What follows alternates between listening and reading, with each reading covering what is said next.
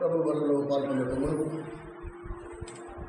మొదటి కొరింథీయులకు రాసిన పత్రిక 11వ అధ్యాయం 28వ వచనం ప్రకారంగా ప్రతి మనుషుడు తను తాను పరీక్షించుకొనవలెను. అలాగూ చేసి ఆ రొట్టెలోని తిరిగి ఆ పాత్రలోని త్రాగవలెను. దేవుడు మన కొరకు చేసిన చక్కటి ఏర్పాటు. మన జీవితం, మనకి సంబంధించిన ప్రతిదీ ఒకనొక రోజు పరీక్షింపబడుతుంది. ఆ పరీక్షింపబడే రోజు దేవుడు తానే న్యాయాధిపతి పీఠము మీద ఆసీనుడై ఉంటాడు. మనమందరము ఆ న్యాయాధిపతిని ఎదుర్కోవలసిన సమయం ఉంది. ఆ మహాదేవుని ప్రేమ ఎంత గొప్పది అంటే, తన పిల్లలముగా, తన ప్రజలముగా సంఘం అనే వ్యవస్థ భూమి మీద స్థాపించి ఆ రక్షింపబడిన వారిని ఆ సంఘంలో పెట్టి ఈ బల్లని వ్యవస్థ మన ఎదుట ఉంచి ఇప్పుడు ఆ బాధ్యత, ఆ సింహాసనం మీద అనే న్యాయపీఠము మీద నిన్ను నన్ను కూర్చునే ధన్యత కలుగు చేశాడు. అంటే ఇప్పుడు ఎవరు న్యాయాధిపతులు ఎవరు? మనమే న్యాయాధిపతులం. అందుకని ప్రభు ఏమంటున్నాడు? మిమ్మును మీరే పరీక్షించుకో, మీరే తీర్పు తీర్చుకో. ఇలా ఎందుకు చేయమంటున్నాడంటే, ఆ మహాదినమున ప్రతి వాడు లెక్క చెప్పాలి. తాను ఎలా కట్టుకున్నాడో, వారి ఆత్మీయ జీవితము, వారు కట్టుకునే విధానం, ఇవన్నీ కూడా పరీక్షింపబడతాయి. ఆ పరీక్షకు కనుక మన ఆత్మీయ జీవితం నిలబడకపోతే మాత్రం మనం నష్టపోయిన వారమే. పరిశుద్ధాత్మ దేవుడు మనందరితో స్పష్టంగా మాట్లాడుగా. యేసుక్రీస్తు ప్రభువు తన ప్రసంగంలో మొట్టమొదటి వాక్యం దేంతో మొదలుపెట్టాడు అని మనం చూస్తే, మార్కు సువార్త 1వ అధ్యాయము 14-15 వచనాలు మీరు గమనిస్తే, బాప్తిసం ఇచ్చి యోహాను అప్పటి వరకు ఏమని ప్రకటిస్తూ వచ్చాడు? దేవుని రాజ్యము సమీపించుచున్నది గనక అందరూ అంతటా మారుమనసు పొందండి. ఇప్పుడు బాప్తిసం ఇచ్చి యోహాను తర్వాత ఇప్పుడు చదవండి 14వ వచనం. యోహాను చెరపట్టబడిన తర్వాత ఇప్పుడు ప్రకటించేవాడు యేసు కాలం సంపూర్ణమైపోయింది, ఇప్పుడు సమీపించుచున్నది కాదు, సమీపించు అంటే ఆల్రెడీ దగ్గరుంది. మారుమనసు పొంది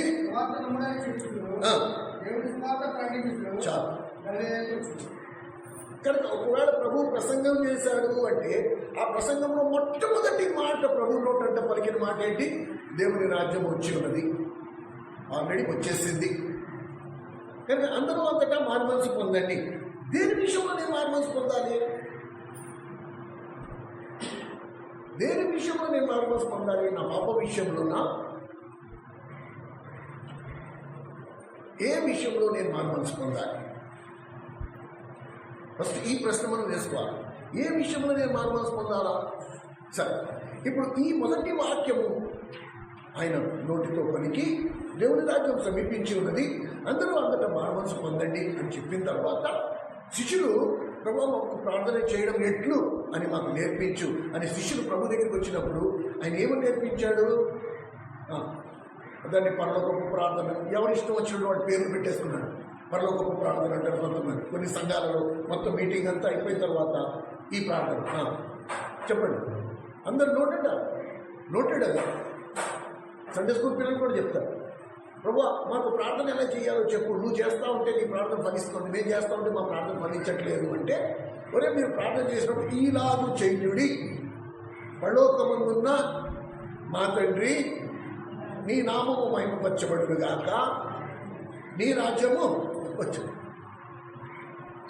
సో ఇవి రెండు ఒకవేళ మనం దగ్గరికి తీసుకొచ్చి చూస్తూ ఉంటే మనకి ఒక బొమ్మ కనబడుతుంది, క్లియర్ పిక్చర్. అసలు దేవుడు చెప్పే ఉద్దేశం ఏంటి? ఫస్ట్ దేవుని రాజ్య విషయంలో మారుమనసు పొందమన్నాడు. ఇప్పుడు ఏమంటున్నాడు? ప్రార్థన చేసినప్పుడు మీరు ఏమని ప్రార్థన చేయాలి? నీ రాజ్యము వచ్చుగాక. పరోక్షంగా ప్రభు ఏమంటున్నాడు? మీరు ఈ లోక పరిపాలన నుండి మారు మనసు పొంది ఇప్పుడు దేవుని రాజ్య పరిపాలనలోకి రండి. నేను ఇక్కడ మారు మనసు పొందాను. ఇన్ని రోజులు నేను రక్షింపబడినంత వరకు నేను దేనితో పడితే దాంతో పరిపాలించబడ్డా. ఏది నీతి, ఏది అవినీతి, ఏది మంచి, ఏది చెడు, వీటి విషయంలో ఏమాత్రమో అవగాహన లేకుండా. ఎందుకంటే లోకమంతా అలాగుంది, మనం ఉండే సమాజం అంతా అలాగే ఉంది.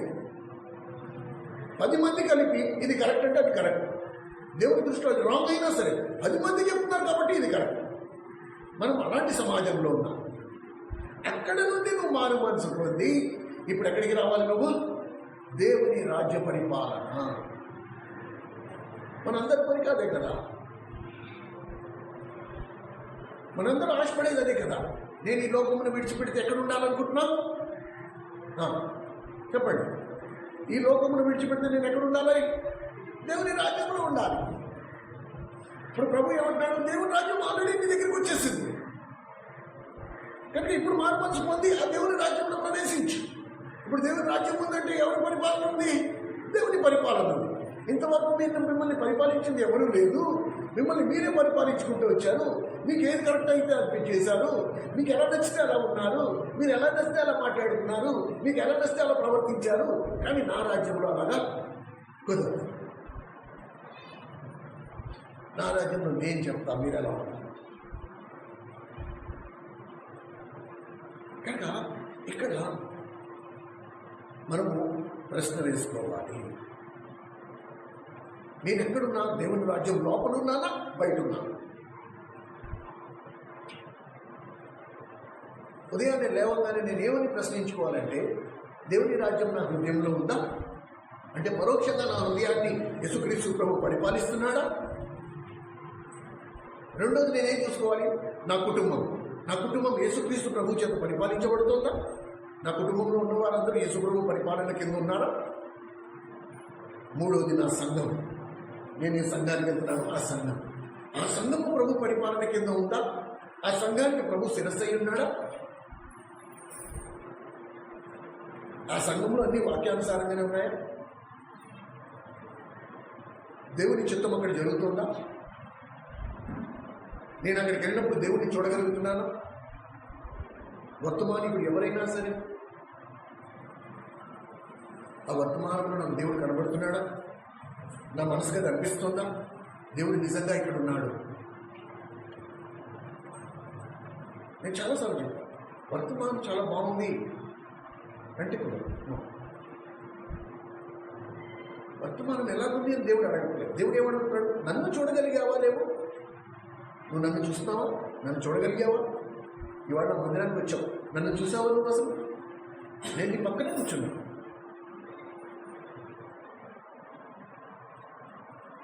కనుక మన పరుగు అయితే ఏంటి, మన ఆత్మీయ నడక అయితే ఏంటి, ఎవరిని చూస్తున్నాడు? వాళ్ళ నేను విశ్వాసమునకు కర్త దాన్ని కొనసాగించేవాడినైనా యేసు వైపు చూచుచున్నాడు. కనుక ప్రతి ఉదయాన్నే లేవగానే నేను ఫస్ట్ ప్రశ్నించుకోవాల్సింది ఏంటంటే, దేవుని రాజ్యము నా దగ్గర ఉందా? నేను దేవుని రాజ్యంలో ఉన్నానా?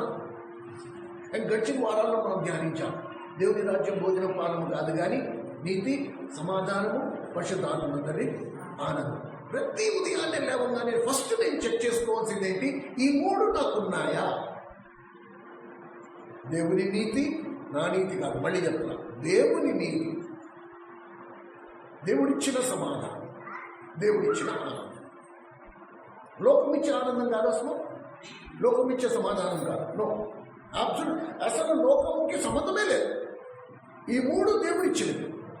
ఈ 3 నాకున్నాయి అంటే నేను దేవుడి రాజ్యంలో ఉన్నట్టే. నాకు ఎవరి సర్టిఫికెట్ అక్కల. ఈ 3 నాకున్నాయి, ఎస్, నేను దేవుడి రాజ్యంలో ఉన్నాను. 18వ వచనంలో రోమీయులకు రాసిన పత్రిక 14వ అధ్యాయం 18వ వచనంలో ఒక మాట ఉందండి, చూడండి. రోమా 14వ అధ్యాయం 17వ వచనం 18వ వచనం 2 కలిపి ఉన్నాయి, చూడండి. కాదు కానీ నీతియు, సమాధానము, పరిశుద్ధాత్మని ఆనందమునై ఉన్నది. ఈ విషయమందు విష్ణుకు దాసుడైన వాడు దేవునికి ఇష్టడును మనుషుల దృష్టికి యోగ్యుడై ఉన్నాడు. ఫస్ట్ ఏంటంట, దేవునికి దాసుడైన వాడు ఏమై ఉండాలి? ఫస్ట్ దేవునికి ఇష్టడై ఉండాలి. మనుషుడి తర్వాత నేను దేవునికి ఇష్టడై ఉన్నానా?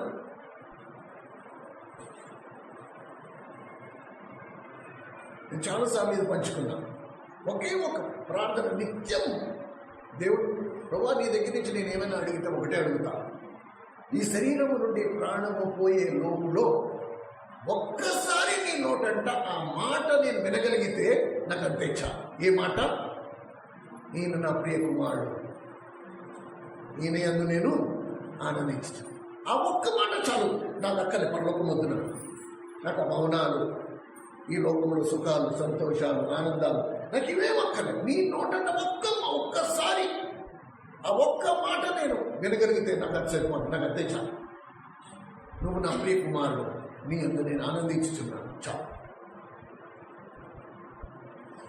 ఈ లోకంలో నా సర్వం కోల్పోయినా సరే ఒక్కసారి ప్రభు నోటంట ఆ మాట, నువ్వు నా ప్రియ కుమారుడు, నీ యందు నేను ఆనందించుచున్నాను, చాలు. నా జీవితం ధన్యమైంది. నాకు అది ఒక్కటి సరిపోదు. అది నిజమైన క్రైస్తవ జీవితం. దేవుని రాజ్యములు, దేవుని ప్రజలను ఒకడినై రాజు పిలిచి, నువ్వు నా ప్రియుడు, నీ యందు నాకు ఎంతో ఆనందం. ఏమండి? కనుక ఎప్పుడైతే నేను ఎక్కడున్నాను,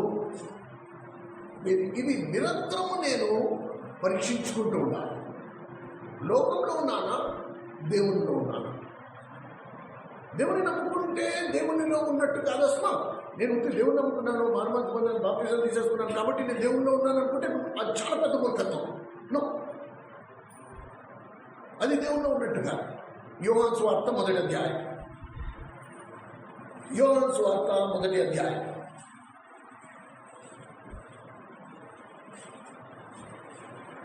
చూడండి. 35వ వచనం దగ్గర నుంచి చూడండి. మర్నాడు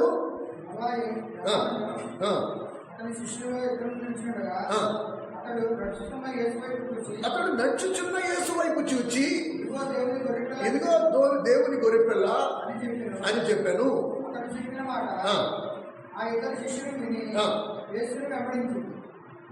ఎలా ఉండాలి నీ మాట, నా మాట? దానికి పెద్ద ప్రసంగం ఉండద్దు.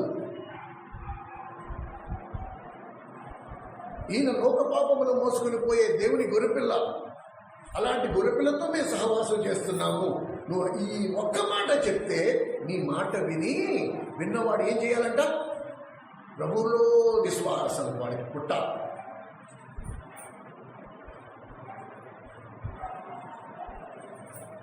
బాప్తిసం యోహాను ఒక్క మాట చెప్పాడంతే, ఇదిగో లోక పాపములు మోసుకుని ఈయన దేవుని గొర్రెపిల్ల, అంతే. వెంటనే వాళ్ళు నమ్మేశారు. ఏమండి? నమ్మడమే కాదు, ఇప్పుడు నమ్మిన వాళ్ళు ఏం చేస్తున్నారు ఇది కూడా చూడండి. మనందరం నమ్మేమనుకుంటున్నాం కదా, ఇప్పుడు నమ్మిన వాళ్ళు ఏం చేశారు చదువు చూచి వెనక యేసు ప్రభు వెనక వెంబడిస్తున్నారు. ప్రభు వారి వైపు తిరిగి చూసి, వీరు నన్ను వెంబడిస్తున్నారని చూసి మీరు ఏం వెతుకుతున్నారు వారిని అడుగగా చాలు. ఇప్పుడు ప్రభు వారిని ప్రశ్నించారు, నువ్వేం వెతుకుతున్నావు? దేవుని మందిరానికి వచ్చిన వాళ్ళందరూ ఏదో ఒకటి వెతుకుతూ ఉంటారు. కొంతమంది ఆరోగ్యం, కొంతమంది కష్టాల నుండి విడుదల, కొంతమంది ఏదో ఒక స్వార్థం, నాకు ఇది, నాకు అది, నాకు ఇది, నాకు అది, నాకు ఇది, నాకు అది. దేవునితో మనం సంభాషించే 4 మార్గాలు ఉన్నాయి.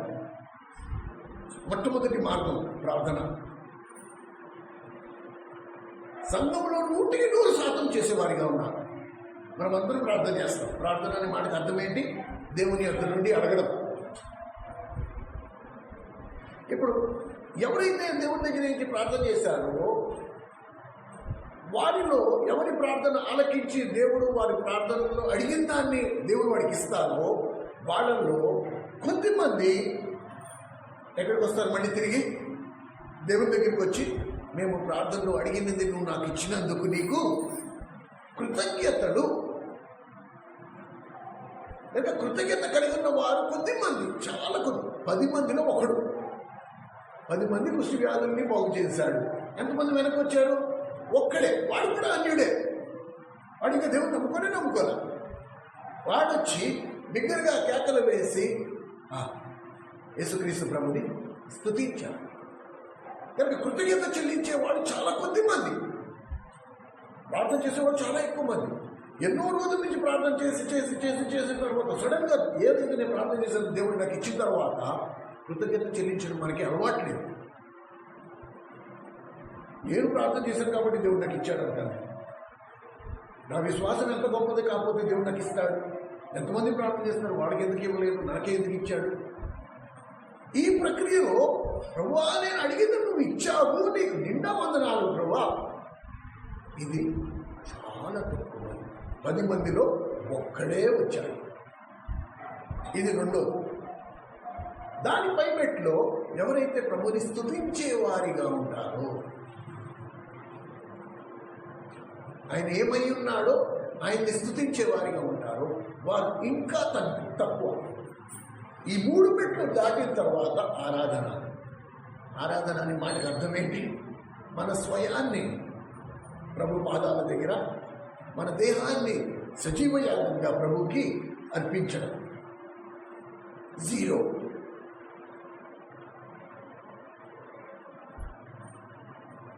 నూటిలో 99.99% జనం ఎక్కడ ఆగిపోతారు? కృతజ్ఞత దగ్గర ఆగిపోతారు. స్తుతించేవారు, ఆరాధించేవారు 0.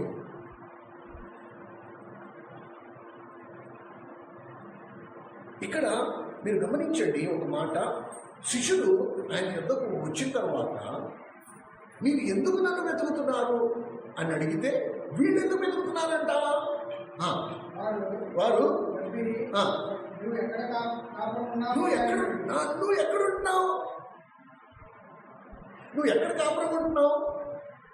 దేవుని మందిరానికి వచ్చిన వాళ్ళలో ఎంతమందికి ఈ ప్రశ్న మీ మనసులో వచ్చింది? ప్రభా నువ్వు ఎక్కడుంటున్నావు?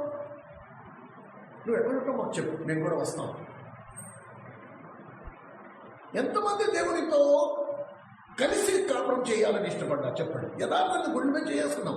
ఇదేమి నువ్వు నేను సిగ్గుపడిపోవడానికి అయ్యి బాబాయ్ అనడానికి ఏమీ లేదు. యథార్థంగా ఎప్పుడైనా ప్రభా నువ్వు ఎక్కడుంటున్నావు చెప్పు. ఇలాంటి ప్రశ్న ఎప్పుడైనా మనం అసలు అడిగామా? రబ్బీ నువ్వు ఎక్కడుంటున్నావు అంటే వీరు ఎంత అమాయకంగా అడిగారో ప్రభు కూడా అంత అమాయకంగానే సమాధానం చెప్పాడు. రండి, చదవండి అన్నమాట. బోధకుడని అర్థము వచ్చి చూడుడి. దేవుడు కోరుకుంటున్నాడు నువ్వు రావాలి, తనతో పాటు తన ఇంటి దగ్గరికి రావాలి, నువ్వు చూడాలి. ఆ చూడటం వల్ల నువ్వు నేర్చుకోవాలి. ఇది ప్రభు కోరిక. ఫస్ట్ మనలో ఆశలే లేదు, ఆకలే లేదు. ప్రభు నువ్వు ఎక్కడున్నావు చెప్పు. నువ్వు ఎక్కడ కాపురం చేస్తావు? నువ్వు రాత్రి ఎక్కడుంటావు, పగలు ఎక్కడుంటావు, మధ్యాహ్నం ఎక్కడుంటావు? నాకు అడ్రస్ చెప్పు, నేను వస్తాను. వీళ్ళే బతిమార్కలేదు. ప్లీజ్ అబ్బాయి ఇప్పుడు నన్ను విసిగించకండి, నేను ఇప్పుడు మీకేం చెప్పే స్థితిలో లేనంటే అలా అన్నాడా? లేదు. వీళ్ళు ఒక్కసారి అమాయకంగా అడిగితే ఆయన కూడా అంతే అమాయకంగా సమాధానం చెప్పాడు. వచ్చి చూడండి. వారితో చెప్పగా ఆయన కాపురం ఉన్న స్థలమును చూచి ఆ రోజంతా అక్కడ బస్ చేశారు.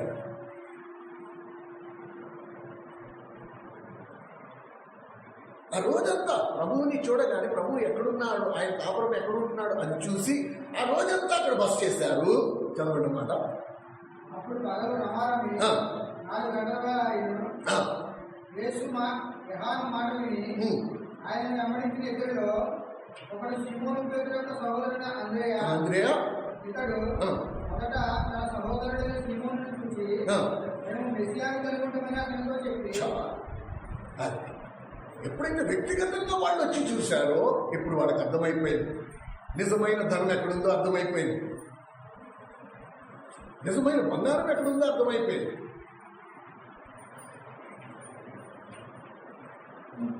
ఇప్పుడు మిగతా సమస్తాన్ని వదిలేసుకున్నారు. అసలైన ధననిధి ఎక్కడో అర్థమైపోయింది కాబట్టి లోకం అంతటి వదులుకుని ఇప్పుడు ఎక్కడికి వచ్చేసారు. మనం ఉండే సమాజం ఎలాంటిది అంటే ఎప్పుడైతే మన ప్రార్థనలు అడిగింది మనకి దొరికిందో ఆ దొరికిన దాన్ని పట్టుకుని వేలాడి ఇచ్చిన వారిని మనం పూర్తిగా మర్చిపోయేవారుగా ఉంటాం. ఇది చాలా ప్రమాదకరం. ఏ విషయంలో ప్రమాదకరం అంటే ఐడెంటిఫై, గుర్తించడం. ఏది నిజమైన ధనము, ఏది తాత్కాలికం. నిజమైనది శాశ్వతంగా ఉండేది ఏది, తాత్కాలిక ఇవాళ ఉండే రేపు మాయమైపోయేది ఏది, దాన్ని గుర్తించడంలో మనము లోపిస్తాం. అందుకేనే నష్టపోయేది ప్రమాదం. ఇంతకు ముందు నా జీవితం ఎలా ఉండేది, ఈరోజు నా జీవితం ఎలా ఉంది, దీనికి కారణం ఏంటి, నేను దాన్ని పరిశీలన చేసుకోకపోతే నేను నష్టపోతాను.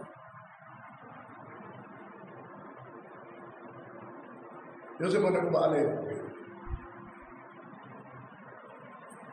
రోగం కొంచెం ముదిరిన తర్వాత వెళ్ళి టెస్ట్లు అయి చేపిస్తే ఏమన్నారు వాళ్ళు, అసలు రోగం ఏంటో చెప్పలేదు. ఫస్ట్ ఏమంటున్నారు, మీకు తెలియకుండానే మీకు 3 నెలల నుంచి షుగర్ ఉంది.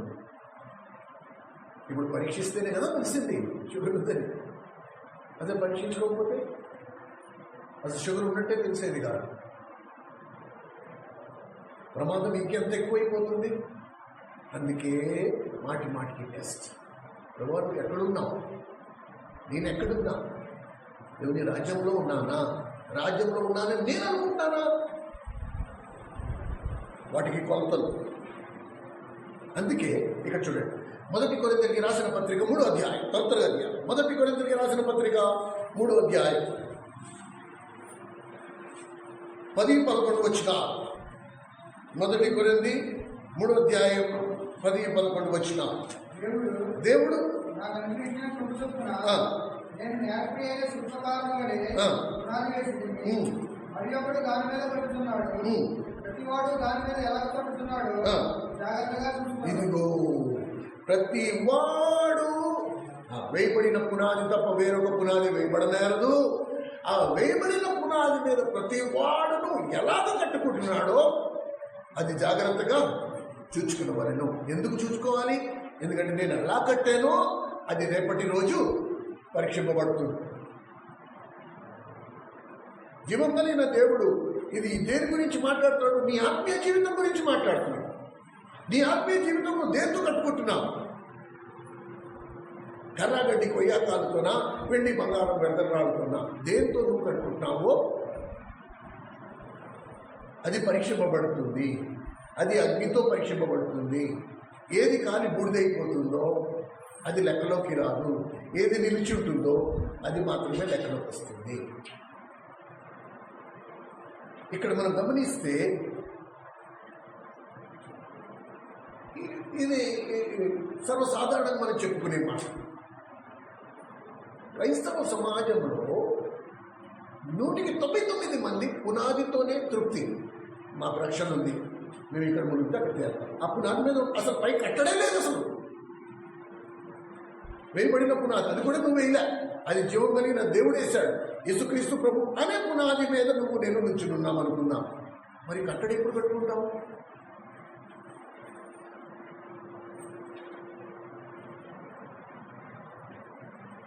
వెండి బంగారం వెలగల రాళ్ళతో కట్టాలంటే చాలా ఖర్చుతో కూడింది. 1,00,000 రూపాయలు పెట్టుబడి పెడదాం మనం. 1,00,000 రూపాయలు పెట్టుబడి పెడితే 1,00,000 రూపాయలకి బంగారం ఎంత వస్తుంది? కర్రాగడ్డి పోయాక ఎంత వస్తుంది? ఎప్పుడైనా ఆలోచించారా? 1,00,000 రూపాయలు పెట్టి బంగారం కొంటే ఎంత బంగారం వస్తుంది? అదే 1,00,000 రూపాయలు పెట్టి గెడలు, పుట్టిగడ్డి, దాంతో అమ్రాన్లు ఇవి కొంటే ఎంత వస్తాయి? కొలతలు ఏవి ఎక్కువ ఉంటాయి? కర్రగడ్డి పోయాక ఎక్కువ. బంగారం చూస్తే ఎంత ఉంటుంది? ఇప్పుడు అర్థమవుతుందా?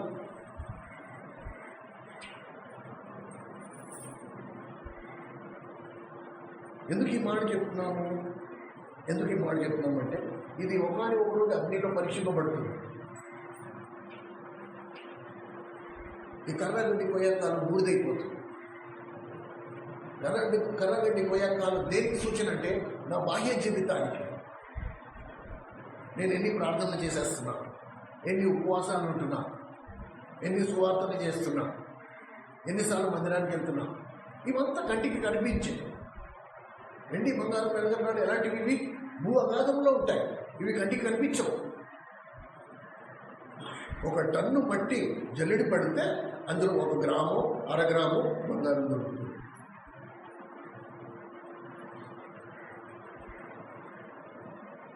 పరోక్షంగా మాటకు అర్థం ఏంటి?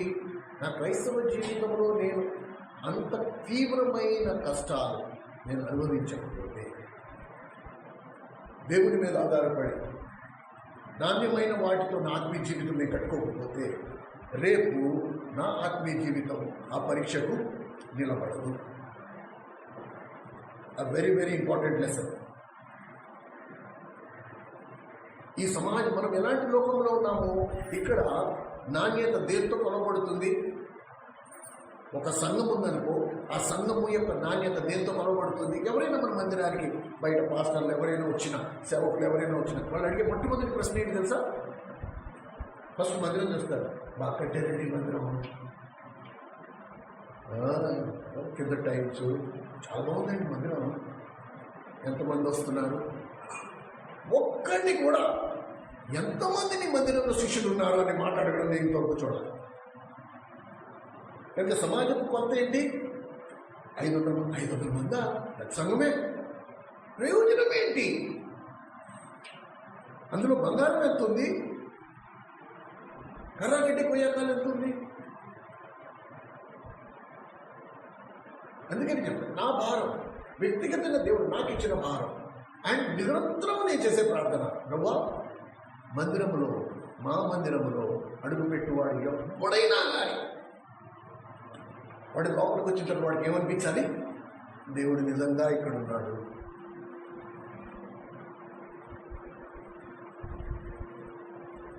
ఎంతమంది ఉన్నారో అది ముఖ్యంగా, ఉన్న వారిలో ఎంత నాణ్యత, వాళ్ళు ఎంత ప్రయాసతో ఆత్మీయ జీవితాన్ని కట్టుకున్నారు, ఎన్ని త్యాగాలు, ఎన్ని శ్రమలు.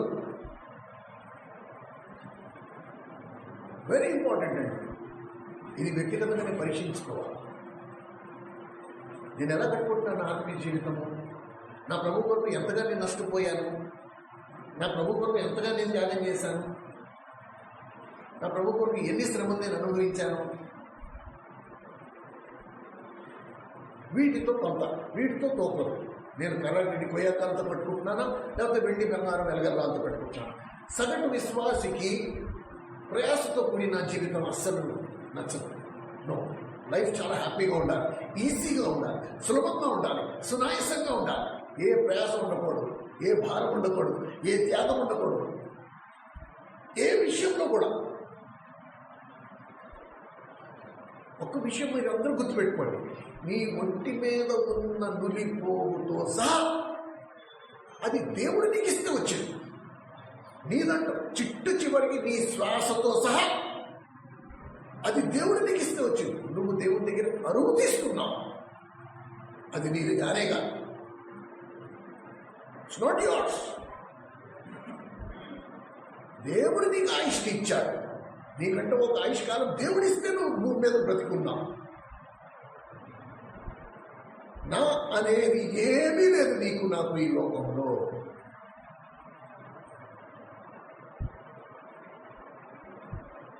అలాంటప్పుడు నేను ఈ లోకాన్ని ఎందుకు పట్టుకుని వేలాడని చెప్పు? జీవం కలిగిన నా ప్రభువుని పట్టుకుని నేను వేలాడతానా? ప్రేమ సోదరుడా, సహోదరి, మన మందిరము, మన సంఘము మిగతా మందిరాలు, మిగతా సంఘాల నుండి ఎలాగ భిన్నంగా ఉన్నాయి, వేరు, సెపరేట్, ప్రత్యేకంగా ఎలా ఉన్నాయో 7 విషయాలు నేను మీకు చెప్తాను. పెద్ద ప్రసంగం ఏం కాదు. ఎందుకు చెప్పాలనుకుంటారంటే కొత్త వాళ్ళు చాలామంది వచ్చారు, చాలా రోజుల నుంచి వస్తున్నారు.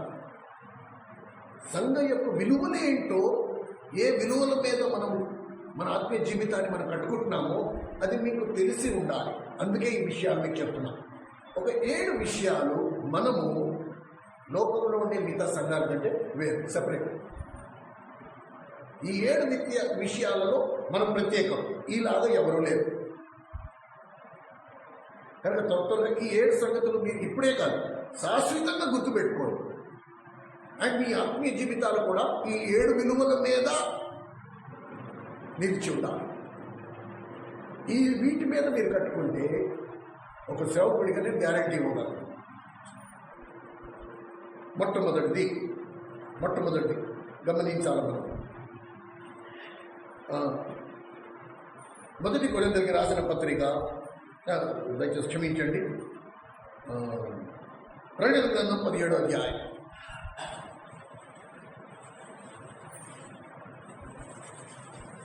ప్రకటన గ్రంథము 17వ అధ్యాయం 5వ వచనం. దాని పేరు ఇలాగ రాయబడి ఉన్నది,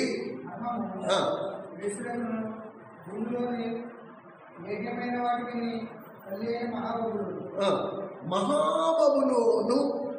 కనుక దేని నుండి మనము ప్రత్యేకమంటే, మనము దేని విషయంలో సపరేట్గా ఉన్నామంటే మనకి పనికిరాదు. పెద్ద సంఘం 1,00,000 మంది రావాలి, 10,000 మంది రావాలి, 5,000 మంది ఉన్న వారిలో ఎంతమంది పరిశుద్ధులు? యెరూషలేము పరిశుద్ధ పట్టణము అని రాస్తారు. మీరు ప్రకటన 21వ అధ్యాయం దగ్గరికి వచ్చినప్పటికీ బబులోను మహాపట్టణం అయితే యెరూషలేము పరిశుద్ధ పట్టణం అని రాస్తారు. మిగతా సంఘాలకి మన సంఘాలకి ఉన్న తేడా ఏంటంటే, మిగతా సంఘాలు సంఖ్య మీద ఆధారపడి ఉంటారు. ఎంతమంది ఉన్నారు, మన మందిరానికి ఎంతమంది వస్తున్నారు, వాళ్ళ మందిరానికి ఎంతమంది వెళ్తున్నారు.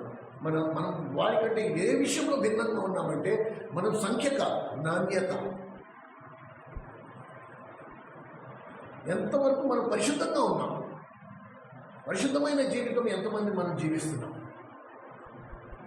దాని మీద మనకి ప్రాముఖ్యత ఎక్కువ. అందుకని ప్రసంగాలలో కూడా పరిశుద్ధత విషయంలో ఎక్కువగా ఉంది. చాలా ప్రాముఖ్యమైన అంశం ఏమండి.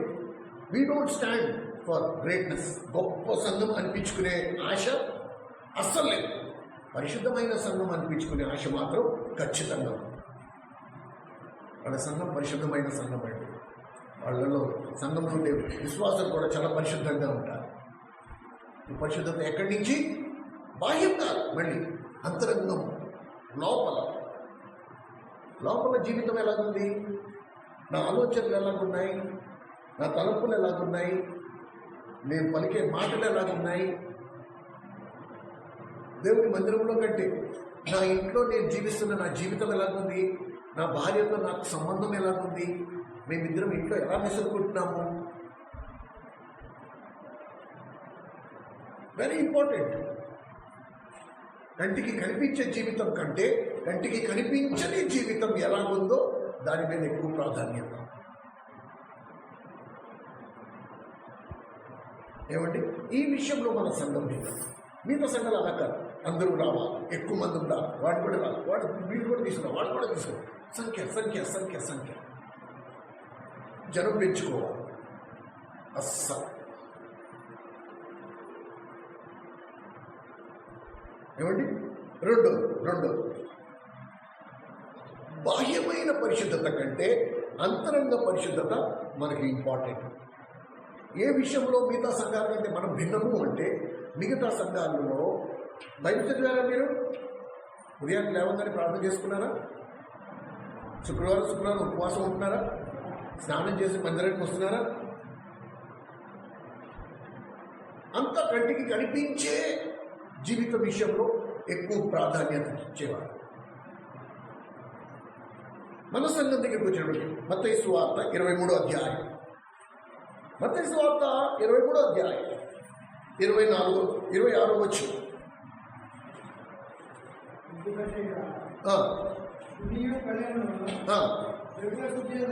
వెలుపల శుద్ధి అన్నట్టుగా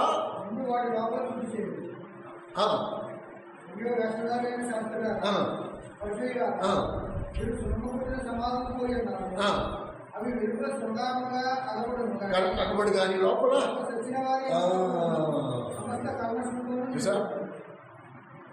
కనుక కొత్త నిబంధన విశ్వాసముగా దేవుడు మనకి ఇచ్చిన భారం ఏంటంటే బాహ్యం కాదు ఇంపార్టెంట్, బాహ్యం కాదు, అంతరంగం ఎలాగుంది. నేను చేయు ప్రతి పని దాని వెనక ఉన్న నా మోటివ్, నా వైఖరి, నా ఉద్దేశం, ఎందుకు చేస్తున్నా, దేవుడు పలికే ప్రతి మాట దాని వెనక ఉన్న ఉద్దేశం, మూల ఉద్దేశం.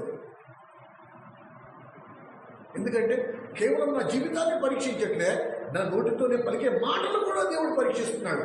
మత్తయి సువార్త 12వ అధ్యాయం 36వ వచనం ప్రకారంగా మనం చూస్తే, నేను నా మాటలకు కూడా లెక్క చెప్పాలి, నేను పలికిన ప్రతి వ్యర్థమైన మాటకు నేను లెక్క చెప్పాలి. ఇక్కడ ఒక విషయాన్ని నేను చెప్తాను, వినండి, మీరు చాలా జాగ్రత్తగా వినండి ప్లీజ్. ఒక్కసారి పైకి చూడండి అందరూ. బాహ్యంగా మనకి కనిపించినప్పుడు మనందరి చేతికి 10 వేళ్ళు ఉన్నాయి, కాళ్ళకి 10 వేళ్ళు ఉన్నాయి, 2 చేతులు 2 కాళ్ళు ఉన్నాయి, 2 కళ్ళు ఉన్నాయి, ముక్కు ఉంది, నోరు ఉంది, 2 చెవులు ఉన్నాయి. ఇవన్నీ బాహ్యంగా కంటికి కనిపించాయి. ఇందులో ఒక యాక్సిడెంట్లోనో లేకపోతే మనం నిర్లక్ష్యంగా ఉండి ఇంట్లో పనిచేసేటప్పుడు 2 వేళ్ళు తెగిపోయాయి అనుకున్నాం. ఇక్కడ ఈ 2 వేళ్ళు తెగిపోతే మనం ప్రాణం పోద్దాం? 2 వేళ్ళు తెగిపోతే ప్రాణం పోద్దా అండి? ప్రాణం పోతే 2 వేలు తెగిపోయినా పర్వాలేదు, మనం బతికేయచ్చు.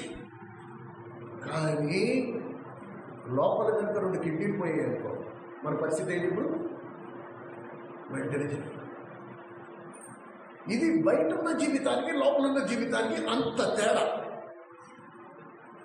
నువ్వు బయట రెగ్యులర్గా మందిరానికి వెళ్ళచ్చు, బయట అందరూ చూసేటట్టు ప్రార్థన చేసేయచ్చు, బయట అందరూ నువ్వు చూసేటట్టు పరిశుద్ధంగా జీవించు, బయట చూసే అందరూ చూసేటట్టు నిత్యము నువ్వు దేవుని మాటలు చెప్పచ్చు. ఒకవేళ లోపల ఎంత పెళ్ళి అంటే, లోపల అంతా అపవిత్రత ఉంటే అది నీ ప్రాణం కాదు కదా, దేవుని రాజ్యంలో నీకుండే అర్హతలన్నీ తీసేస్తాయి. That is very important. నువ్వు బయట ఎలాగైనా ఉండు, నో ప్రాబ్లం. దేవుడు ఆంతర్యమును చూచువాడు, నీ అంతరంగమును చూస్తున్నాడు దేవుడు, నీ బాహ్యాన్ని చూడట్లే. No, your external life is not important. Internal, అంతరంగ జీవితం చాలా ప్రాముఖ్యము. ఏమండి? అందుకే నేను మత్తయి కొండ మీద ప్రసంగం చేస్తూ ప్రభువు 5వ అధ్యాయం 20వ వచనంలో అన్నాడు, శాస్త్రీయ నీతి కంటేను పరిశీలన నీతి కంటేను మీ నీతి అధికము కాని ఎడల. ఏ ఉద్దేశంతో మీ మాట అన్నాడు? శాస్త్రులు వారానికి 3 రోజులు ఉపవాసం ఉంటే మీరు 6 రోజులు ఉపవాసం ఉండమనా? కాదే. శాస్త్రులు రోజుకి 3 మార్లు ప్రార్థన చేస్తున్నారు, మీరు 6 సార్లు ప్రార్థన చేయమనా? కాదే. ఏమని గమనించాడు అంటే, వీళ్ళు బాహ్యమైన క్రియలు, బాహ్యమైన పనులన్నీ కరెక్ట్గానే చేస్తున్నారు, కానీ అంతరంగ మందు వాడికి ఏమాత్రం పరిశుద్ధత లేదు. అందుకనే ఏ ప్రాబ్లం వచ్చింది, ఎక్కడ ప్రాబ్లం వచ్చింది? ఏ మెస్సయ్య గురించి వాళ్ళు బోధిస్తూ వచ్చారో ఆ మెస్సయ్య వాళ్ళ కళ్ళ ముందర వచ్చి నుంచున్నా సరే ఆయనను వాడు గుర్తుపట్టలేకపోయారు. సో ఎంతవరకు లోపల నీకు పరిశుద్ధత లేదో ఎదుర్కొన్నా నిలబడిన పరిశుద్ధుడు నువ్వు ఎప్పుడు గుర్తుపట్టలేదు. ఈ రోజైనా అంతే, సేమ్ ఇవాళ. నేను ఒకవేళ అంతరంగమందు పరిశుద్ధతను నేను కాపాడుకోకపోతే, అంతరంగమందు పరిశుద్ధతను నేను ఆచరించుకోకపోతే, యేసుప్రభు నా కళ్ళ ముందు నిల్చున్నా సరే నాకు కనపడతాడు. మన దేవుడు సజీవుడు, విగ్రహాల్లో ఉండేవాడు కాడు. బొమ్మల్లో, బైబిల్లో బొమ్మలు పెట్టుకుంటే బొమ్మల్లో ఉండేవాడు కాదు, ఇంట్లో గోడ మీద బొమ్మ పెట్టుకుంటే బొమ్మల్లో ఉండేవాడు కాదు. మన దేవుడు ఎలాంటి వాడండి? సజీవుడు, 7 దీపస్తంభముల మధ్య సంచరించేవాడు, మన కుటుంబాలలో ఒకడై నివసించేవాడు. నేను మీ కుటుంబంలో ఒకడినే ఉంటానన్న దేవుణ్ణి నీ కుటుంబంలోనే నువ్వు ఒకవేళ చూడలేకపోతే మరి నీ క్రైస్తవ్యం దేనికి ప్రయోగము? కొంచెం ఆలోచన చేయాలి. అయితే ఇక్కడ మనం గమనించాల్సిన మరొక విషయం ఏంటంటే, ఎప్పుడెప్పుడు సంఘములో సంఖ్య పెరుగుతుందో అప్పుడప్పుడు నాకు కొంచెం ఆందోళన. దేవుడు నాకు ఇచ్చిన వివేచనను బట్టి ఎంతవరకు బంగారం ఎంత ఉంది, కర్రగడ్డి కొయ్యకాలు ఎంత ఉంది నేను కనిపెట్టచ్చు. దేవుడు నాకు క్లియర్గా చూపిస్తాడు. దాని విషయం నాకు ఏమీ డౌట్ ఏమీ లేదు. కాబట్టి సంఘంలో సంఖ్య పెరిగితే టెన్షన్, ఉన్న వారిలో నాణ్యత పెరగాలి. వారి జీవితాలు వెండి బంగారు వెలగలాడుతూ కట్టయి వాళ్ళ జీవితంలో బలమైన అనుభవాలు ఉండాలి. దేవుడితో కలిసి నడిచే అనుభవం ఉండాలి. అప్పుడు మనము మిగతా వారికంటే ఈ విషయంలో మనము భిన్నం. మిగతా సంఘాలలో బాహ్యమైన జీవితం మీద ఎక్కువ ప్రాధాన్యత ఇస్తే మన సంఘంలో అంతరంగ పరిశుద్ధత విషయంలో ప్రాధాన్యత. ఆ విధంగా మనం మిగతా సంఘాల కంటే సెపరేట్, భిన్నం. ఇది రెండు. మూడోది ఇప్పుడు చూద్దాం. దేవుని పేరిట పరిచర్య కాదు ముఖ్యము, విధేయత. మనం ఎన్ని మీటింగ్లు పెట్టుకుంటాం, ఎంత సువార్తలు చేస్తున్నాం, ఎన్ని ప్రార్థనలు చేస్తున్నాం, ఎన్ని గొలుసు ప్రార్థనలు చేస్తున్నాం, ఎన్ని ఆన్లైన్ ప్రార్థన చేస్తున్నాం, ఇవన్నీ యాక్టివిటీ. ఇవి ప్రతి చోట మీకు కనబడతాయి. మనకి కనబడింది ఏంటంటే సంఘంలో ఉండే విశ్వాసమైన మనలో ఎంతమంది దేవుని వాక్కుకు విధేయులమై ఉన్నాము. దేవుడు ఇలా చెప్పాడు, నేను లోబడతా. అలాంటి వాళ్ళు ఎంతమంది? అది మనం ఆలోచన చేసుకోవాలి. ఆ విషయంలో మన మందిరంలో ప్రాధాన్యత ఏంటి? దేవుని వాక్కుకు విధేయులై ఉండడం. మీతో సంఘాలు పట్టించుకోరు. మీరు దేవుని వాక్యాలకు విధేయులను ఉన్నారా లేదా? వచ్చారా, వర్తమానం విన్నారా, వెళ్ళారా? నో. ఇక్కడ విధేయత గురించి ఎక్కువ ప్రాధాన్యత. నువ్వు దేవుని వాక్యానికి విధేయుడై లేకపోతే సామెతల గ్రంథం 14వ అధ్యాయం, సామెతల గ్రంథము 14వ అధ్యాయము 12వ వచనం. ఒకని ఎదుట సరైనగా కనబడు మార్గము కలదు, అయితే తొదకు అది మరణానికి త్రోవ తీస్తుంది. 16వ అధ్యాయం 25వ వచనం. పరిశుద్ధాత్ముడు 2 సార్లు ఒక మాట రాయించాడు అంటే అది ఒక హెచ్చరిక. కొంచెం నిలబడి ఆలోచించవలసిన అవసరం ఉంది. 16వ అధ్యాయం 25వ వచనం. ఒకరి మార్గము వాని దృష్టికి యథార్థముగా ఉండొచ్చు, అయినను తదుపరి మరణానికి తీసుకెళ్తుంది.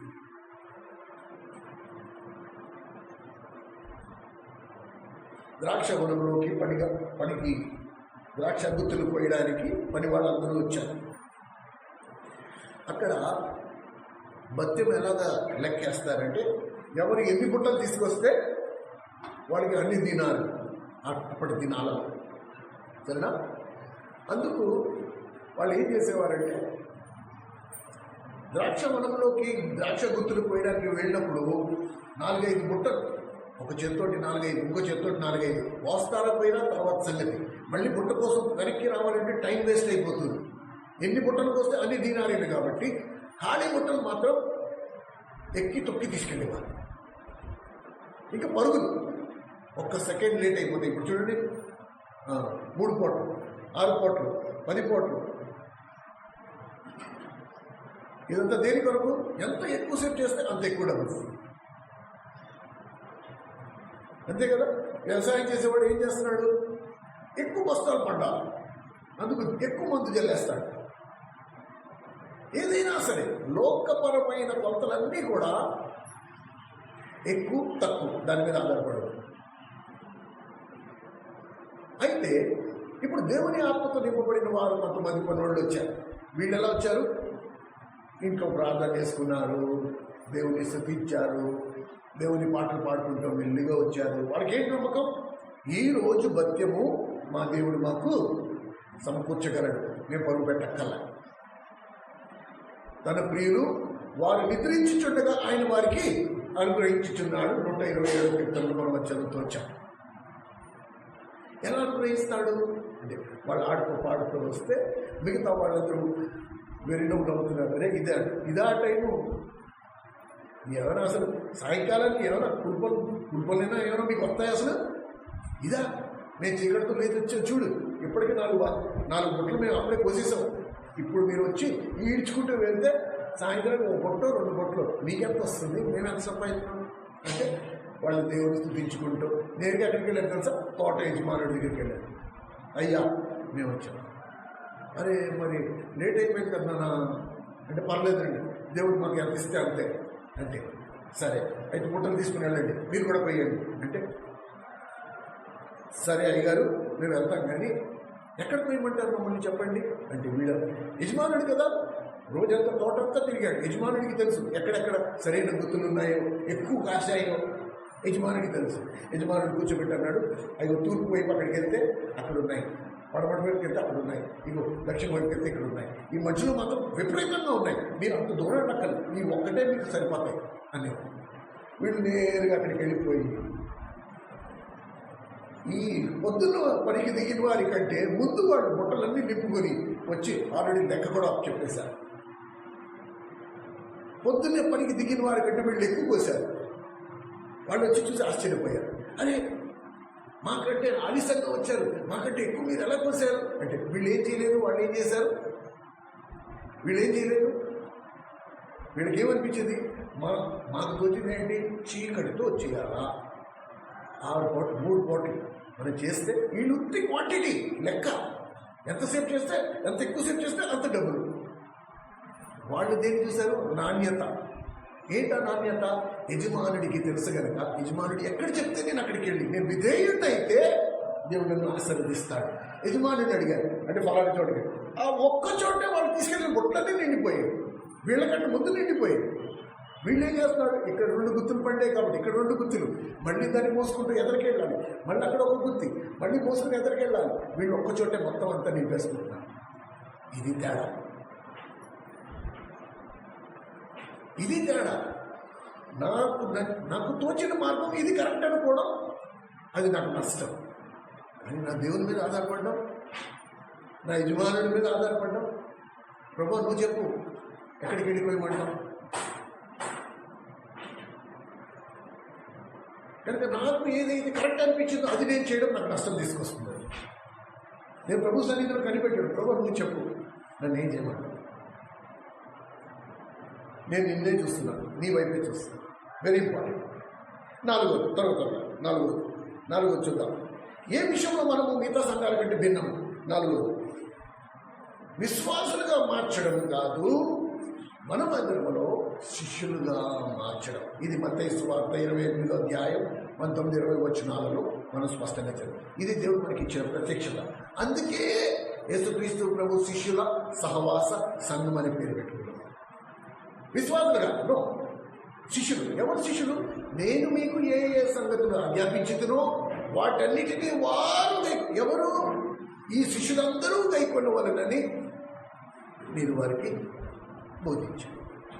అందుకని కొండ మీద ప్రసంగంలో ప్రభు ప్రసంగాన్ని ముగిస్తూ ఏమన్నాడు తెలుసా, ఈ నా మాటను విని దాని చొప్పున చేయు ప్రతి వాడు కొండ మీద తన ఇల్లు కట్టుకొనిన బుద్ధిమంతుడు.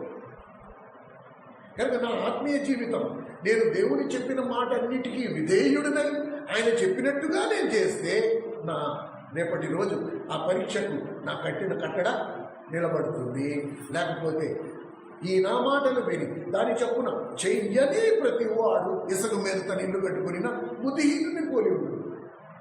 వాన వస్తుంది, వరదలు వస్తాయి, గాలి వచ్చి ఆ ఇంటిని కొడతాయి, అది కూలిపోతుంది. కనుక ఏ విషయంలో మనం మిగతా వారి కంటే భిన్నం అంటే ఇక్కడ మనము శిష్యుల్ని తయారు చేసే పనిలో ఉన్నాం, విశ్వాసుల్ని కాదు.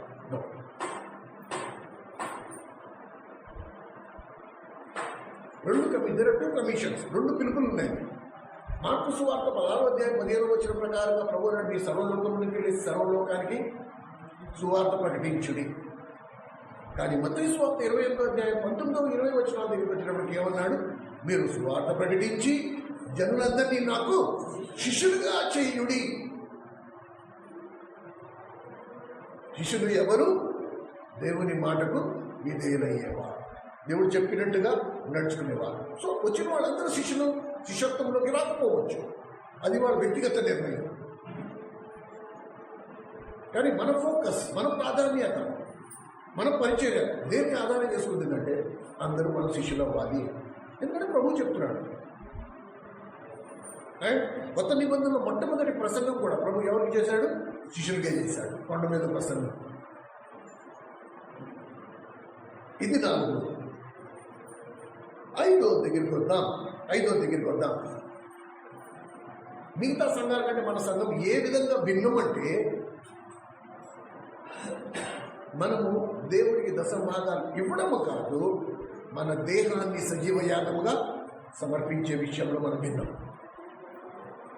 మన మందిరంలో ధనానికి ప్రాధాన్యత లేదు, డబ్బుకి అసలు ప్రాధాన్యత లేదు. నో.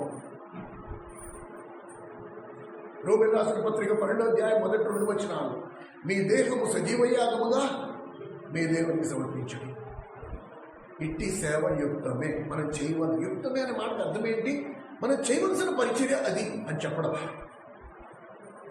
దేవునికి నీ డబ్బు అక్కర్లేదు, దేవునికి నీ దేహం కావాలి.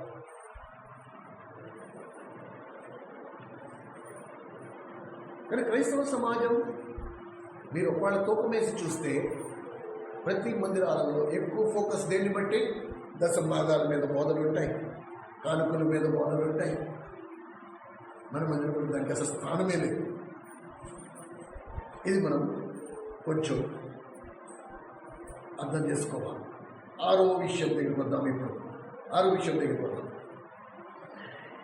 ఇది మిగతా సంఘాల కంటే మన సంఘం ఏ విషయంలో భిన్నమంటే, మనము దేవుని శక్తి మీద ఆధారపడుతున్నామే కానీ మన సొంత శక్తి మీద ఆధారపడతాం. మన మందిరంలో జరిగే ఏ పరిచర్య అయినా సరే ఇది దేవుని శక్తి వలన జరుగును. జరుబాబేలు ఏం రాసింది? జరుబాబేలు, నువ్వు ఏ పార్టీ దానవు? ఇది బలము చేతనైనను శక్తి చేతనైనను కాక దేవుని ఆత్మ వలన జరుగును. ఇది మన అనుభవం.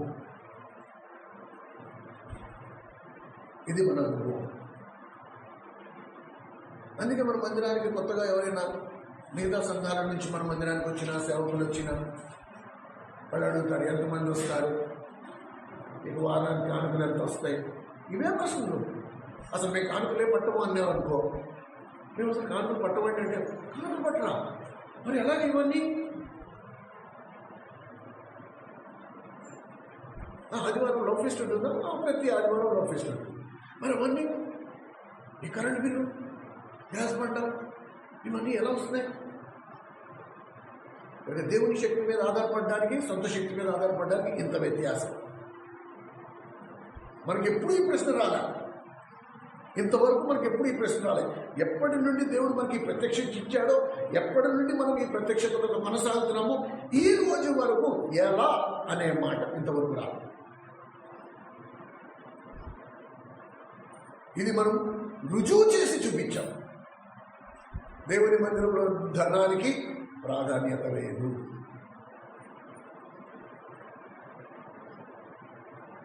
Very very important. ఈ విషయంలో మనం మిగతా వారి కంటే చాలా భిన్నము. దేవుడు నీ దేహంలో దశభాగం అడగట్లే, నీ దేహం అంతటి అడుగుతున్నాడు.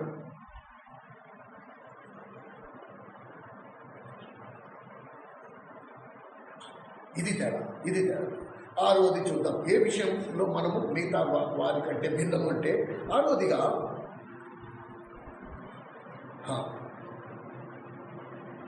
ఇప్పుడు నేనేం ఇదే 6వది చెప్పాను కదా. 1 కొరింథీయులకు రాసిన పత్రిక 12వ అధ్యాయం, 1 కొరింథీయులకు రాసిన పత్రిక 12వ అధ్యాయం 29-30 వచనాలు గమనించగలరు. అందరూ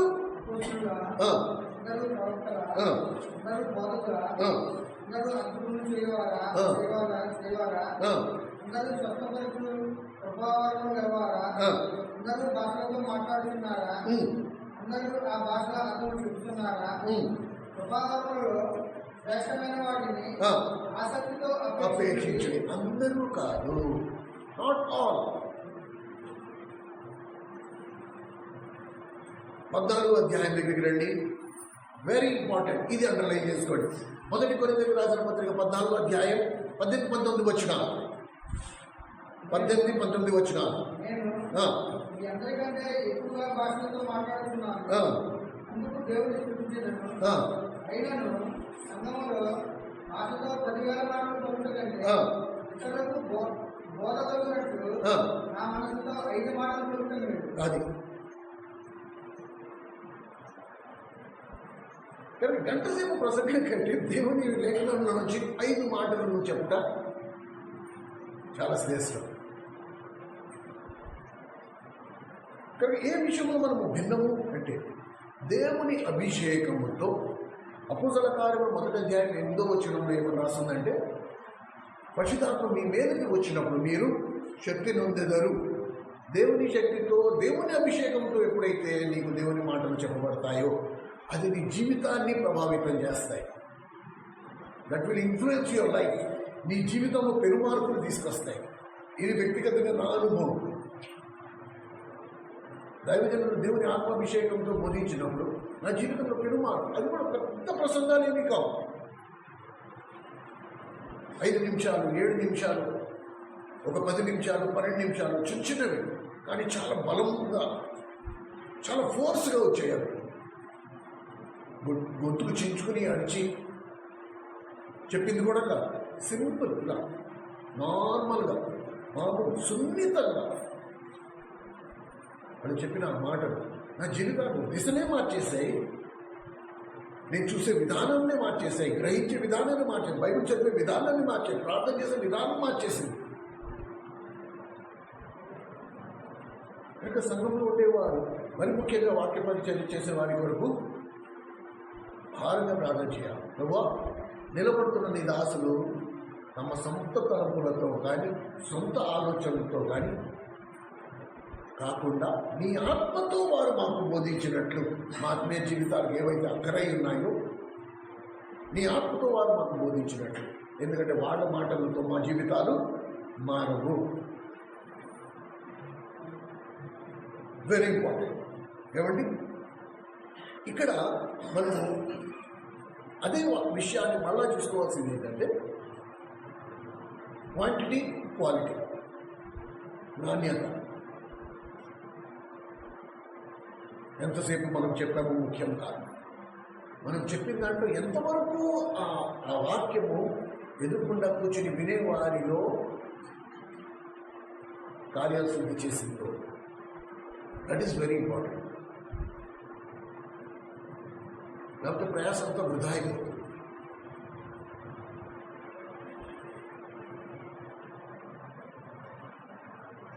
మనం పలికే ప్రతి మాట,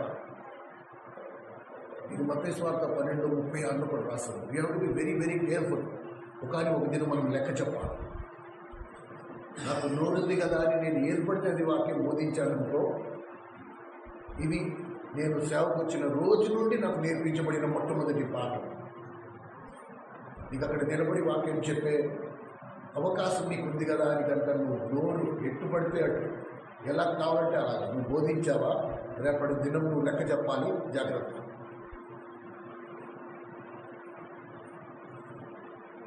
కనుక నిలబడి బోధించే కంటే విని కూర్చుని నేను వినడానికి ఎక్కువ ఇష్టపడతాను. ఈ విషయం నేను చాలాసార్లు ఈ పుల్పిట్ పెంచి చెప్పాను. నీలో ఎవరైనా సరే ఈరోజు మేము వాక్యం చెప్తామంటే రేపు సంతోషంగా కూర్చుని వినడానికి రెడీ. I'm extremely happy. నాకే బాధ అవుతుంది. ఎందుకంటే రేపటి రోజు నేను చేసిన ప్రతి ప్రసంగానికి నేను లెక్క చెప్పాలి. ఏమండి, చివరి మాట కూడా మనము ధ్యానించి ముగించుకుందాం.